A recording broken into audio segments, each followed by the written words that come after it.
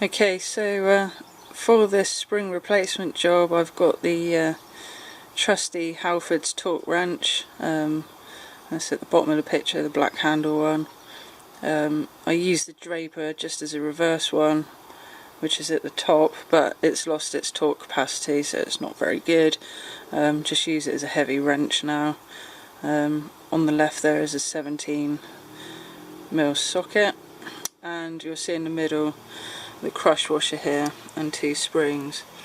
I was going to try and use the spring that I took out of the left hand side cam chain tensioner, but as you can see it is actually marginally shorter and thus marginally more compressed than the brand new one that I have bought. So I'm glad that I've gone ahead with that. We'll do another spring comparison when I take the right hand side one out and just see if that is as compressed as the left hand one. It is literally only a couple of mil in it, if that, but obviously it does indicate that it is compressed and has got some weakness there. So let's get to it. Okay, so here I am hunkered down. The right hand cam chain tensioner is found just under here, so this is the right hand cylinder head. Cam chain tensioner, this 17mm one just here. See it sliding on there. So I'm just going to go ahead now, see if I can get this loosened off and swap over the springs.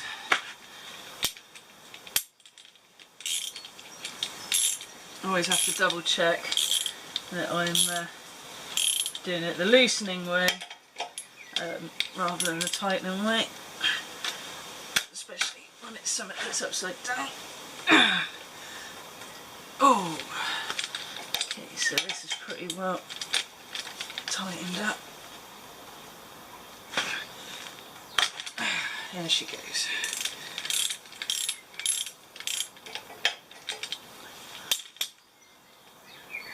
Alright, I'm expecting there's probably going to be a little bit of oil dribble out of this.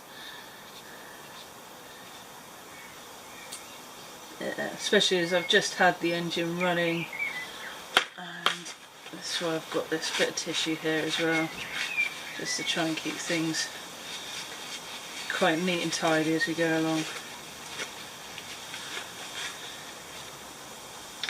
There we go. Okay. Well, so far so it's a lot easier than the left hand one has been. That was a real challenge to get to. I even spent about an hour and a half modifying. I just put my tissue there. I even spent about an hour and a half modifying a 17mm wrench there to get around the fins of the engine. I'm just going to get another bit of tissue to clean that up a bit.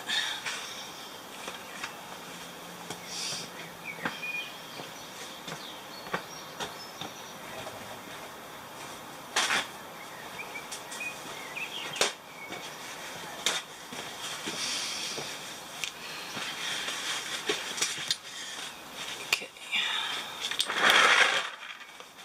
So, just cleaning it up a bit now, and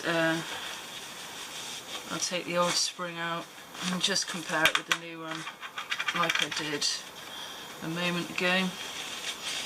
Just putting the crush washer there to one side, take off the old crush washer just there, make sure they're opposite sides of my tray so I don't get them mixed up.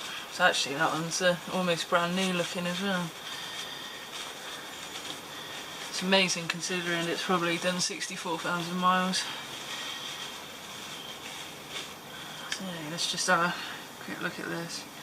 Alright. Okay, so you notice there's quite a lot of oil in there. This is why the right hand side one has not been upgraded by BMW, because it does hold oil pressure.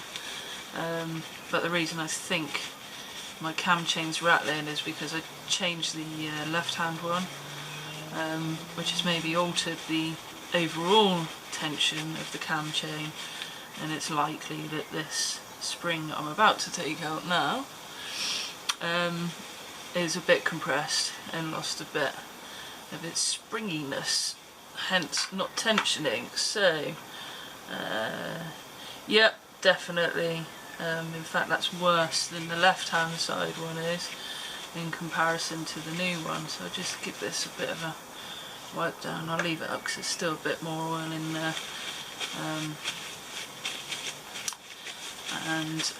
Yeah, so actually, I mean, there's no need to move the camera for you to see this. It's probably about, it's actually about 2mm shorter than the original one. That's the sorry, the original one is about 2mm shorter than the new one that's going to go in. So let's just pop this to one side so I don't get it mixed up. All the old stuff to the right. And take this out.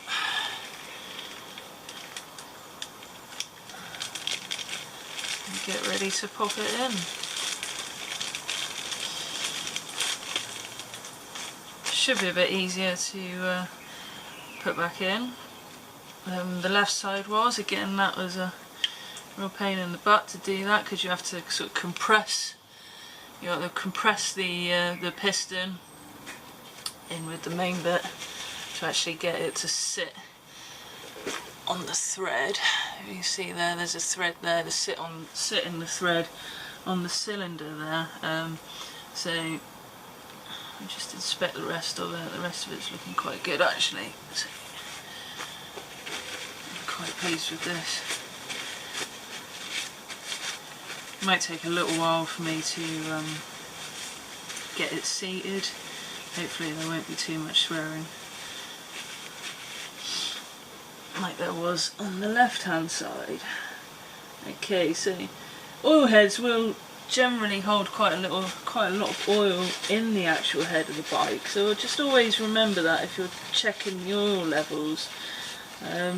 Give it a little bit of leeway when you look into the side viewer window, that there might be some sat up in the head of the cylinder, so you don't overfill it when you do top it up or fill it with oil,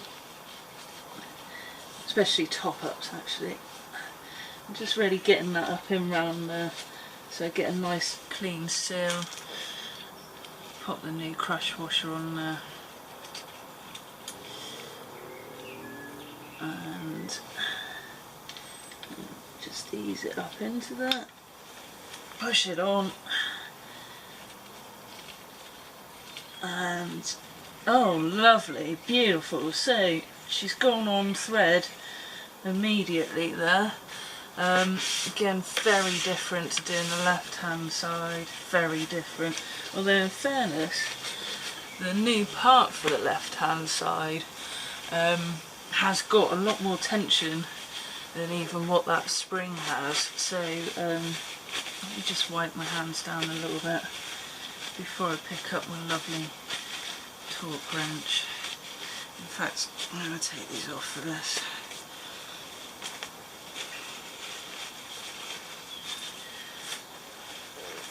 So the torque wrench, simple Halfords design, 32 Newton meters, so it's quite taut. Not as crazy as I think the 55 that it is for the gearbox here. I can't for the life of me fathom out why that has such a high torque. 32, tighten it up. What I really like about this torque wrench actually is that you've got the reverse on it as well, so you can torque left and right, which is really great for doing the alternator belt on this bike. Okay, she's ready, and again just always check before I get it on there, because I can be a bit of a donut sometimes. and just ease her in nice and gently. And